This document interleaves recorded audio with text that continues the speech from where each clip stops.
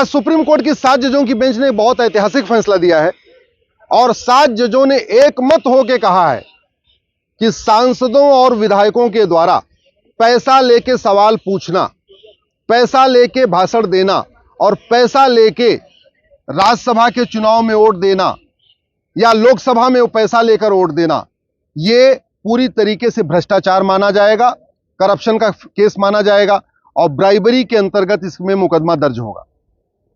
मामला पहले भी आ चुका है। जब नरसिम्हा राव सरकार अल्पमत में थी, उस समय नोटों की गड्डियां लहराई गई थी और वो मुकदमा सुप्रीम कोर्ट तक आया। लेकिन उस समय सुप्रीम कोर्ट में जब 5 जजों में से 3 जजों ने यह कहा कि चूंकि जो नोटों की गड्डियां लहराई गई हैं, जो कैश हुआ है, कैश का लेन देन हुआ है वोटिंग के लिए, वो पार्लियामेंट में हुआ है, इसलिए ऐसे लोगों के खिलाफ मुकदमा नहीं चलेगा।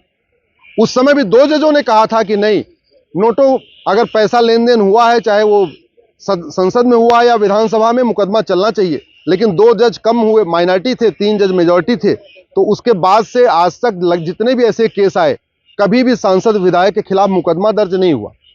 अब आज 7 जजों की बेंच ने एक मत से कह दिया है कि कोई भी सांसद अगर पैसा लेके सवाल पूछता है संसद में, पैसा लेके स्पीच देता है संसद में या पैसा लेके संसद में वोटिंग करता है, तो उसको कोई इम्यूनिटी नहीं रहेगी, कोई विशेषाधिकार नहीं रहेगा, उसके खिलाफ मुकदमा चलेगा। इसी तरीके से कोई विधायक पैसा लेके सवाल पूछेगा, पैसा लेके राज्यसभा में वोटिंग करेगा, पैसा लेके विधानसभा में वोटिंग करेगा या पैसा लेके किसी के पक्ष में कोई स्पीच देगा, तो उसके खिलाफ भी ब्राइबरी का मुकदमा चलेगा। जैसे तहसीलदार या पेशकार या हवलदार, थानेदार के खिलाफ मुकदमा चलता है, वैसे ही एमएलए एमपी के खिलाफ भी चलेगा। एमएलए एमपी की जो इम्यूनिटी है, उसके लिए सुप्रीम कोर्ट ने कहा है कि जो संविधान में सांसद और विधायक को विशेषाधिकार दिया हुआ है, वो अच्छी स्पीच देने के लिए दिया हुआ है, वो फ्री स्पीच के लिए दिया हुआ है, वो संसद और विधानसभा में जनहित के मुद्दे उठाने के लिए दिया हुआ है, वो भ्रष्टाचार करने के लिए नहीं दिया हुआ है। लेकिन उस संविधान के प्रावधान का जो उनको विशेषाधिकार दिया हुआ था, उसका अभी तक गलत उपयोग होता रहा। महुआ मित्रा के केस में यह हुआ कि महुआ मित्रा का जब केस ये प्रूव हो गया कि उन्होंने पैसा लेके सवाल पूछा है, तो उनको सस्पेंड तो कर दिया गया, उनकी सदस्यता चली गई, लेकिन महुआ मित्रा के खिलाफ क्रिमिनल केस नहीं शुरू हुआ, महुआ मित्रा के खिलाफ ब्राइबरी वाला मुकदमा दर्ज नहीं हुआ। अब इस फैसले के बाद महुआ मित्रा के खिलाफ ब्राइबरी का मुकदमा भी चलेगा। या सीता सोरेन, जो शिबू सोरेन के परिवार की थी, जो ये सुप्रीम कोर्ट तक मामला आया था, उसमें सीता सोरेन ने पैसा लिया राज्यसभा चुनाव में वोट देने के लिए, लेकिन बाद में जब पकड़ी गई तो उन्होंने अपना विशेषाधिकार का हवाला दिया।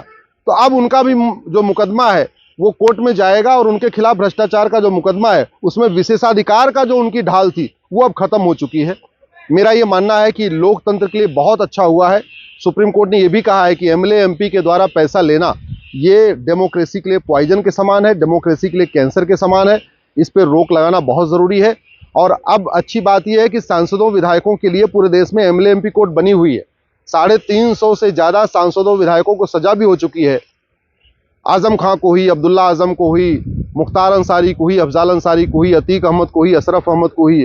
तो 350 सांसदों विधायकों को सजा हो चुकी है। लेकिन जो ब्राइबरी वाला केस था वो चलता नहीं था।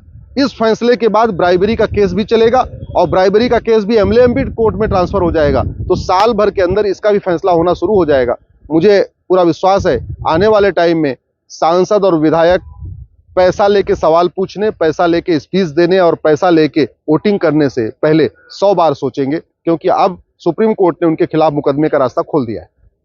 ऐसे ही अपडेट और वीडियोस के लिए भारत नाथ को लाइक, शेयर और सब्सक्राइब करें। बेल आइकन दबाना ना भूलें।